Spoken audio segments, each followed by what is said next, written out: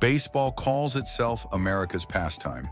It's a game of tradition, strategy, and history. But it's also a game with some of the weirdest, most confusing, and downright dumb rules you'll ever hear. Imagine this. You can throw a broken bat at a batter and not get suspended, but if you drink too much milk before a game, you actually could be. You can score a run without even touching home plate. And for years, rookies were forced to dress as women until a bizarre accident forced MLB to step in. These aren't myths. They're real rules that have shaped games, ruined careers, and sparked some of the strangest moments in sports history. And today, we're going to unpack them all.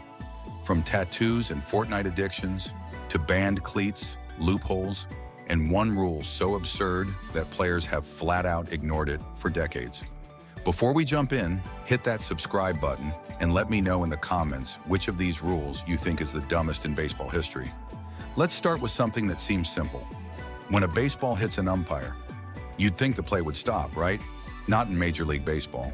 If a ball hits an umpire after passing an infielder, the play continues like nothing happened. But if it hits him before that point, the play is dead. This bizarre distinction came into play in 2014 when umpire Angel Hernandez, one of the most controversial figures in baseball, got drilled by a line drive.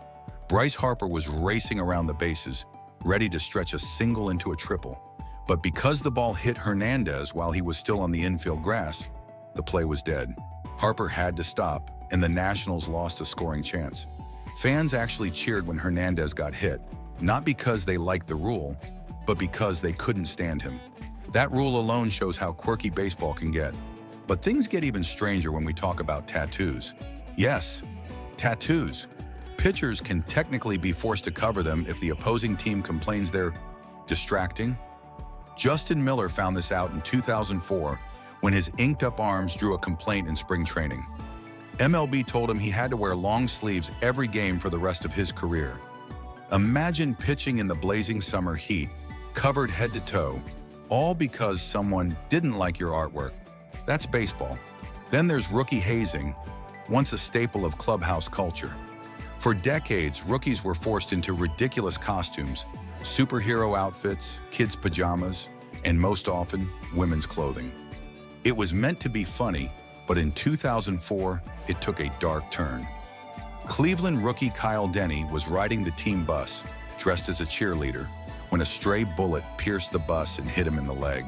Miraculously, the thick leather cheerleading boots he was forced to wear softened the impact and may have saved his life.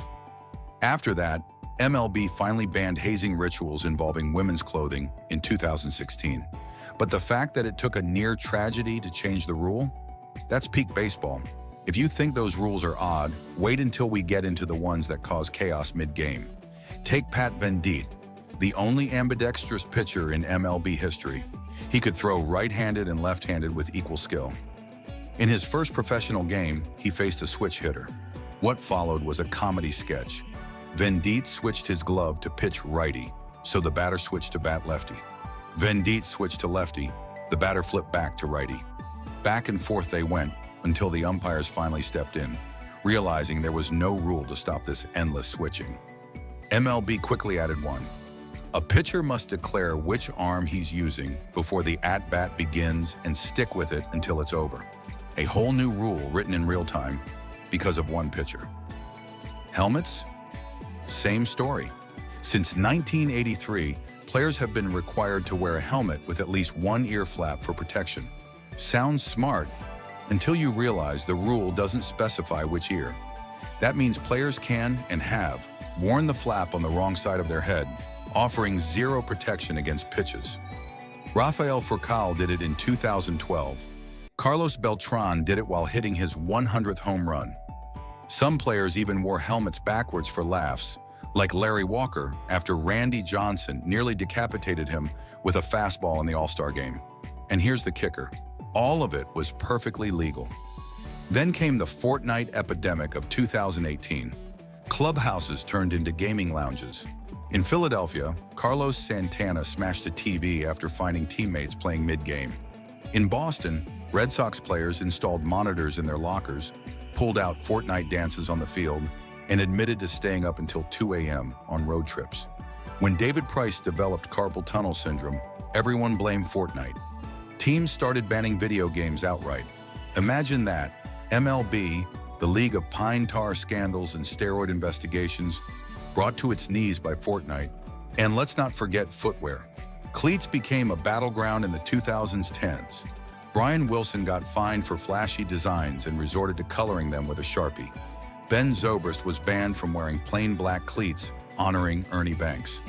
MLB demanded that cleats be at least 51% team color, no matter how boring or historically significant. The backlash was so strong that by 2019, the rule was finally scrapped. But the strangest rules aren't just about looks or distractions. Some have literally changed the outcomes of games. For example, it is illegal to field a ball with detached equipment.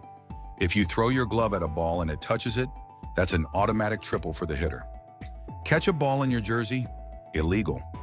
Even if a catcher uses his mask to stop a rolling ball, the runner automatically advances. In 1995, this happened with the bases loaded, forcing in the winning run. The umpire admitted he didn't even know the rule until Tommy Lasorda pointed it out. And speaking of rules, most people don't know. Even ejections have a loophole. If a manager gets tossed, he doesn't technically have to leave the stadium. As long as he takes off his uniform and enters as a fan, he can watch from the stands. In 1999, Bobby Valentine got ejected, returned to the dugout in a fake mustache and sunglasses, and managed the rest of the game in disguise. He got fined, of course, but under the letter of the law, he could have just walked into the crowd and been totally legal. Then there's the infamous Chris Chambliss incident in 1976. He hit a walk-off homer to send the Yankees to the World Series, and fans stormed the field. Chambliss never made it to home plate. The bases were literally stolen by the crowd. Technically, he should have been out, but MLB quickly created the Chambliss rule, awarding bases to players if fans physically prevent them from touching them. Translation: you don't always have to touch home to score. And yet, after all of this, tattoos, Fortnite, disguises, and bulletproof cheerleader boots, the dumbest rule in baseball still stands. It's the fraternization rule. MLB's official rulebook says that players, coaches, and managers are not allowed to fraternize with fans or opposing players while in uniform. That means Joey Votto high-fiving a fan, Freddie Freeman wishing Pete Alonso good luck, or Ichiro apologizing after crashing into the stands, all technically violations. The rule dates back decades, born out of paranoia over gambling and collusion, but today it feels ridiculous. Baseball thrives on its human moments. The banter between players, the smiles with fans, the respect between rivals. Even MLB executive Joe Torre once tried to discourage friendliness when fans entered the stadium, but the players ignored him. And honestly, who wouldn't? Those interactions are some of the most memorable parts of the game. The fraternization rule is still written in black and white, but it's treated as a ghost, a relic of a paranoid past that nobody actually enforces. And that's why it earns the crown as the dumbest rule in baseball history. So there you have it. From umpires interfering with live balls, to banned tattoos and milk challenges, to rules so outdated they don't make sense anymore. Baseball's history is filled with quirks that make you shake your head and laugh. But maybe that's what makes the sport unique. For every legendary walk-off or World Series moment, there's a story about a rule so dumb you can hardly believe it ever existed. Which of these do you think is the absolute dumbest? Drop your pick in the comments. And if you enjoyed this breakdown, make sure to like, subscribe, and hit that notification bell for more deep dives into the weird side of sports. Thanks for watching, and I'll see you in the next one.